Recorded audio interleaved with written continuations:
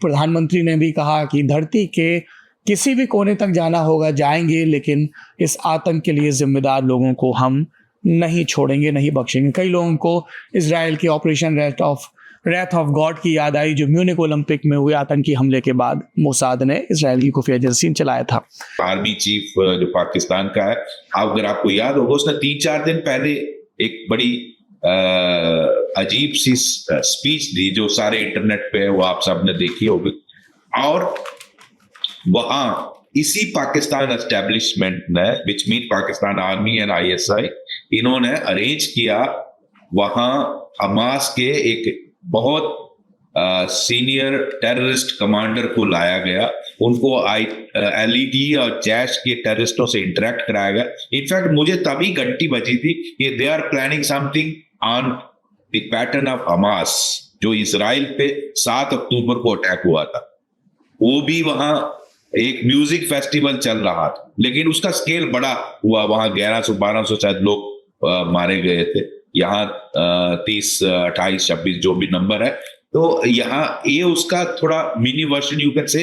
But उसी तरह यहाँ लोग कश्मीर घाटी के वेदर को एंजॉय, उसकी ग्रीनरी को एंजॉय करने आए हुए, और उनका धर्म पूछ के उनको मारा गया, उनकी पैंट तक उतरवाई गई, उनसे कलमा पढ़ने के लिए कहा गया। और किस तरह से आप देखिए उसका फिल्म बनाया गया, उसका इन्होंने कैमरे लगाए हुए थे, जिस तरह हमास ने पूरा फिल्माइज किया था, उसी तरह इन अटैक को बाद में इन्होंने रिलीज किया टेररिस्ट ने।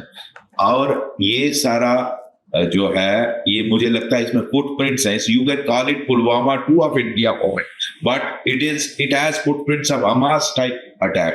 तो ये जो है इस तरह का अटैक प्रॉपर्ली प्लान करके, रैकी करके उसको एग्जीक्यूट किया। उन्होंने सिक्योरिटी गैप देखा। इस घटना से पहले जिस तरह के संकेत हमको कई हफ्तों से मिल रहे थे, जिसका इशारा बैद साहब ने भी किया है, जनरल मुनीर का बयान, ठीक है, फरवरी में इतनी बड़ी रावलकोट में रैली होती है जिसमें हमास के लश्कर-ए-तोयबा के मसूद अजहर, जो जैश का सरगना है, उसका भाई वहां मौजूद है, जिन्होंने पूरे खुलेआम कि कश्मीर में हमें फिर से जहाद करना है, इसके बारे में उन सब ने बात की है। कहीं ना कहीं ये भी देखना होगा कि पिछले महीने जो जाफर एक्सप्रेस है बलूचिस्तान में, उस पर भी हमला हुआ। तो बहुत पाकिस्तान में ये भी आजकल बहुत फैला हुआ कि अननोन गनमैन जो है, जिन्होंने कई सारे जो आतंकवादी तंजीमों से जुड़े लोग हैं, उनको निशाना बनाया है।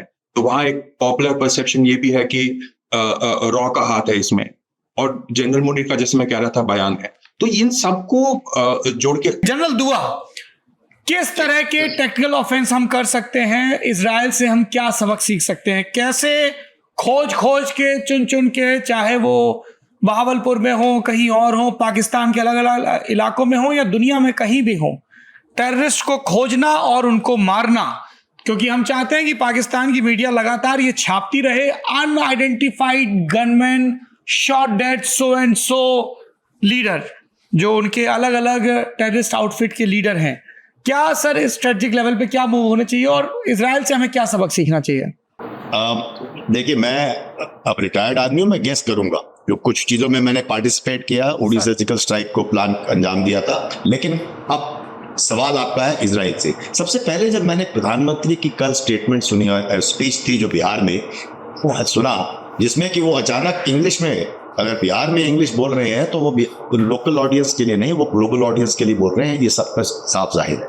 और उन्होंने जब कहा कि हम टेररिस्ट को ही नहीं, उनके बैकर्स को भी ट्रैक करेंगे, आइडेंटिफाई करेंगे और दस्तनाबूद कर देंगे, चाहे वो कहीं पे भी हो और हमें कितना भी समय लग जाए। तो सबसे पहले मेरे दिमाग में, मुझे नहीं पता अगर आपने देखी, एक पिक्चर आई, पिक्चर इंग्लिश बॉलीवुड मूवी है, Munich. Yes sir, Steven Spielberg की फिल्म है, एरिक बाना का लीड रोल है।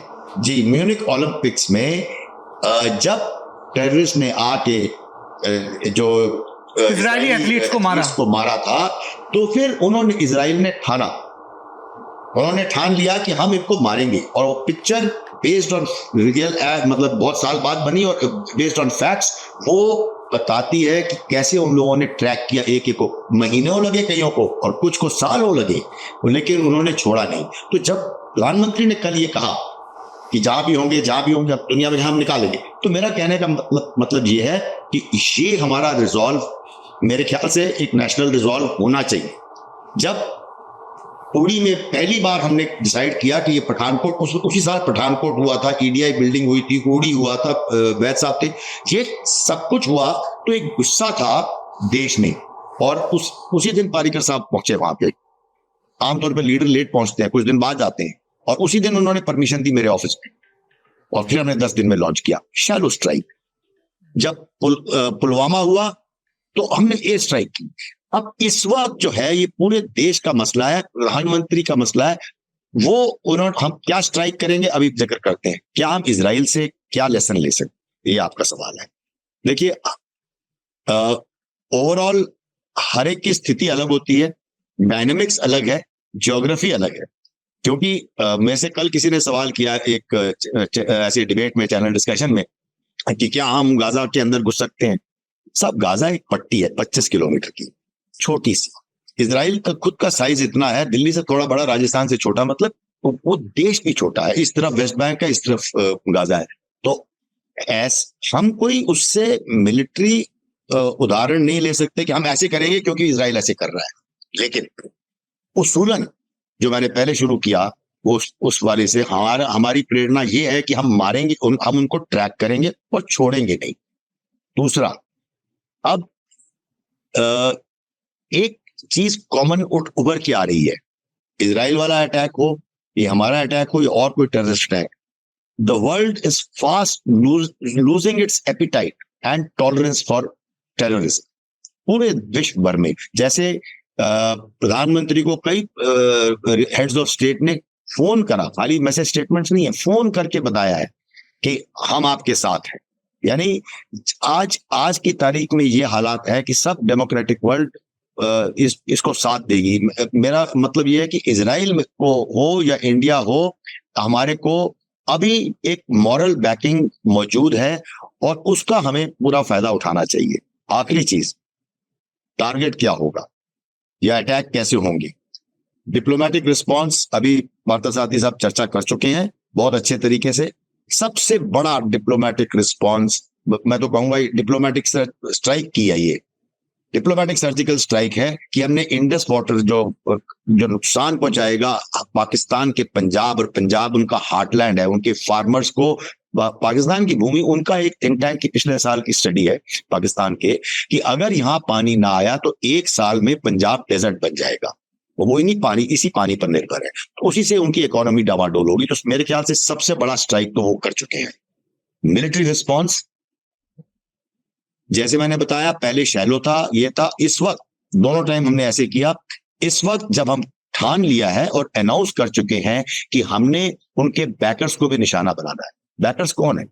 आईएसआई, पाकिस्तान आर्मी चीफ की जो स्पीच है वो उकसा रही है कि हिंदू मुस्लिम वाला वो करो, इनमें डिवाइड पैदा करो, और ये इसके लिए यकीनन हमारे निशाने बहुत डीप जाएंगे। अब चाहे कोई भी कहता रहे, पहले बातें करते थे बलूचिस्तान की, खैबर पख्तूनख्वा की, टीटीपी की, मैं तो कहता हूं ये वक्त आ गया है कि हमें इसमें मदद करने में कोई हिचकिचाहट नहीं होनी चाहिए। अब तक सिर्फ वो लाछन लगाते रहे।